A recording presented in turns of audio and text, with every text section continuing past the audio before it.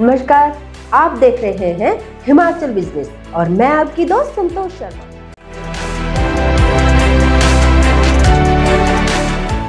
देवभूमि हिमाचल प्रदेश में कई ऐतिहासिक मंदिर हैं। मंदिरों की इस श्रृंखला में आज बात कुक्ति के कार्तिकेय स्वामी मंदिर की, जिन्हें वहां लोग केलिंग वजीर के नाम से पूजते हैं।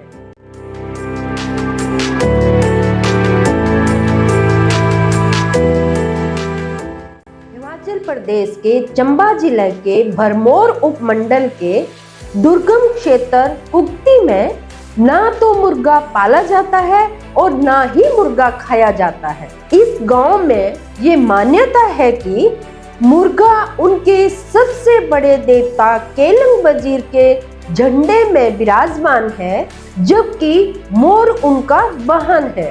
तो आइए हम आपको लेकर चल रहे हैं कुक्ति, जहां कार्तिकेय स्वामी का मंदिर बहुत मशहूर है। इसे दूर दूर तक केलिंग वजीर के नाम से भी ख्याति प्राप्त है।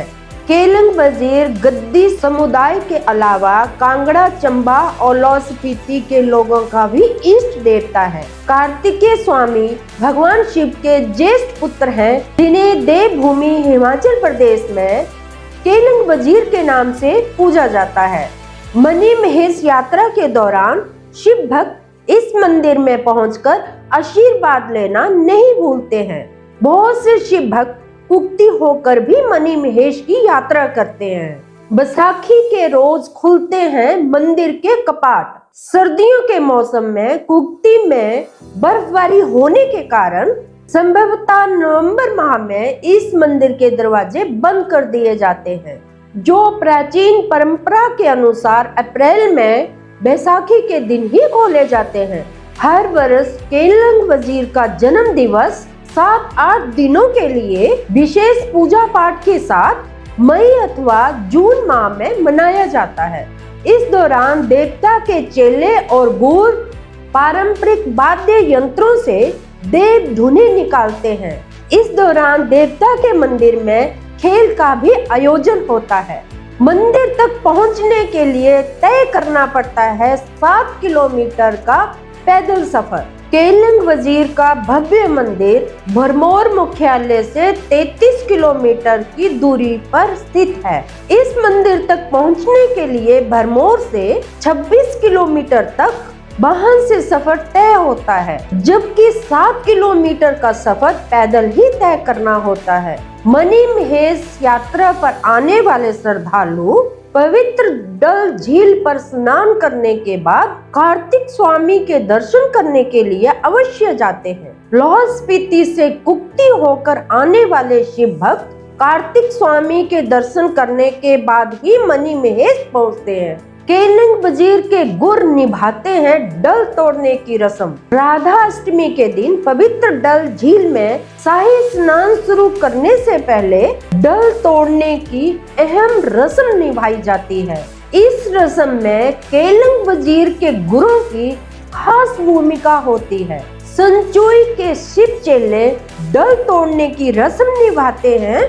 डल तोड़ने की रस्म निभाने से पहले शिव चेलों समेत भद्रवाह से आई छड़ियां डल झील की परिक्रमा करती हैं। इसके बाद केलिंग वजीर के गुर संचुई के चेलों को इशारा करते हैं और देखते ही देखते चेले डल झील में कूदकर इसे आर पार कर जाते हैं।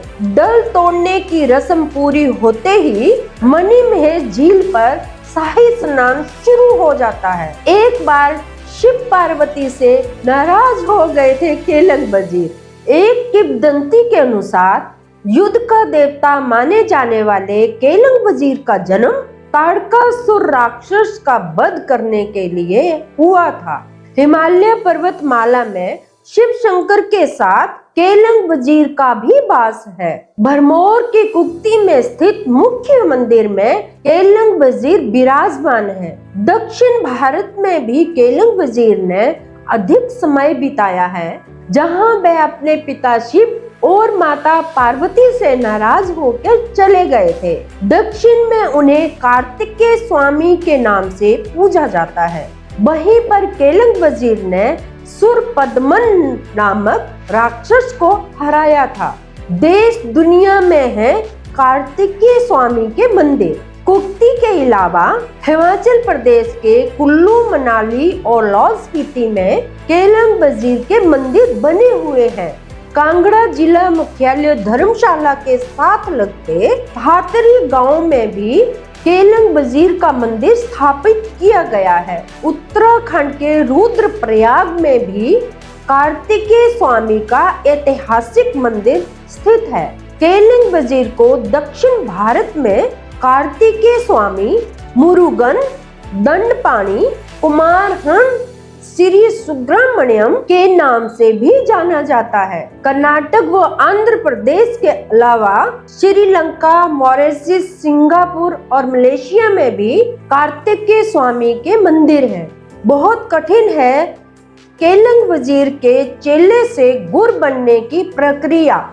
लाहौल से हर साल शिव भक्त मणि महेश की यात्रा करने के लिए आते हैं।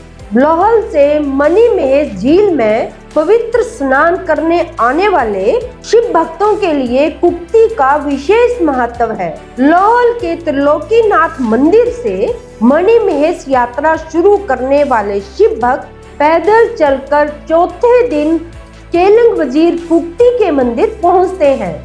इस मंदिर में चेले से गुर बनाने की प्रक्रिया चलती है। चेले से गुर बनाने की प्रक्रिया कठिन और लंबी होती है। केलंग वजीर के मंदिर में सभी शर्तों को पूरा करने वाले नए चेलों को गुर की उपाधि दी जाती है।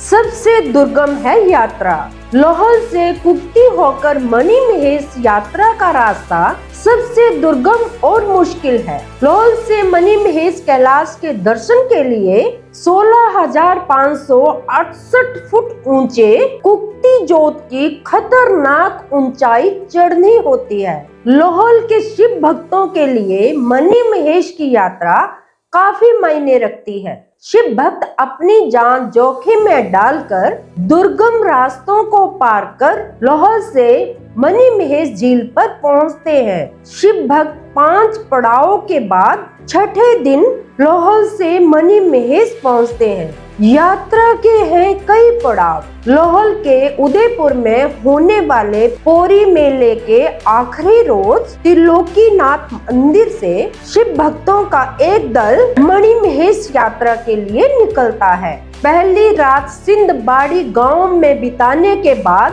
दूसरा पड़ाव रापे गांव के ऊपर होता है।